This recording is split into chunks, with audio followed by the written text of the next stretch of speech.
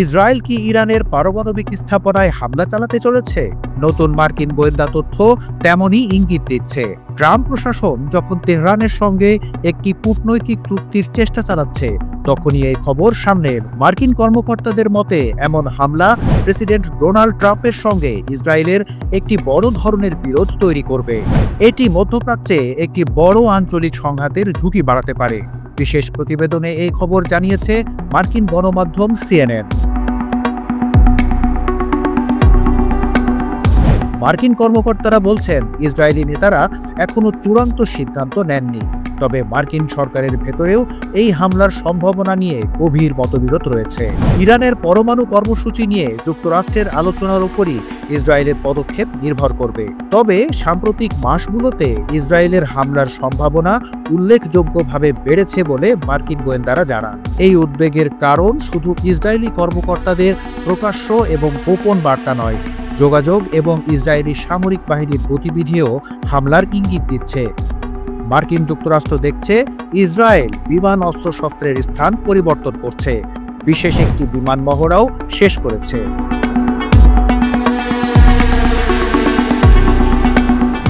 তবে এই সামরিক প্রস্তুতি ইসরায়েলের একটি কৌশলও হতে পারে। ইরানকে তাদের পারমাণবিক কর্মসূচির মূল বিষয়গুলো থেকে সরে আসাতে চাপ দিতেও তারা এমনটা করতে পারে। হোয়াইট হাউস এই জটিল পরিস্থিতি সামলাচ্ছে। ট্রাম্প প্রশাসন ইরানের সঙ্গে একটি নতুন পরমাণু চুক্তির চেষ্টা করছে। এই চুক্তি ব্যর্থ হলে ট্রাম্প সামরিক পদক্ষেপের হুমকি দিয়েছেন। তিনি মধ্য মার্চে ইরানের সর্বোচ্চ নেতা আয়াতুল্লাহ আলী খামেনিকে একটি চিঠি পাঠিয়েছিলেন। সেই চিঠিতে 60 দিনের সময়সীমা বেঁধে দেওয়া হয়েছিল। সেই সময়সীমা পার হয়ে গেছে। আলোচনার প্রথম পর্যায় শুরু হয়েছিল 38 দিন আগে। এই অঞ্চলের একজন সাবেক সিনিয়র গোয়েন্দা কর্মকর্তা জোনাথন পানিকভ বলেছেন, ইসরায়েল এখন একটি কঠিন পরিস্থিতির মধ্যে আছে। দেশটির প্রধানমন্ত্রী বেনিয়ামিন নেতানিয়াহু একটি অগ্রহণযোগ্য মার্কিন ইরান চুক্তি এড়াতে চাপ অনুভব করছেন। একই সঙ্গে তিনি ট্রাম্পকে বিরক্তও করতে চাইছেন না। ট্রাম্প ইতিমধ্যেই ইসরায়েলের সঙ্গে কিছু গুরুত্বপূর্ণ নিরাপত্তা ইস্যুতে ভিন্ন মত পোষণ করেছেন।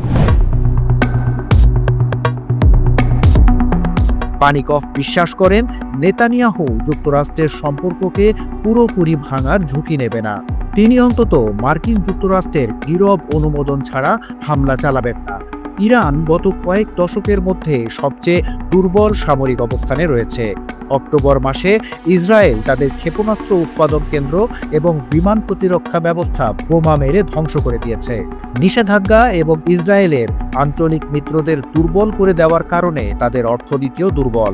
মার্কিন কর্মকর্তারা বলছেন, ইসরায়েল এই সুযোগ কাজে লাগাতে চাইছে।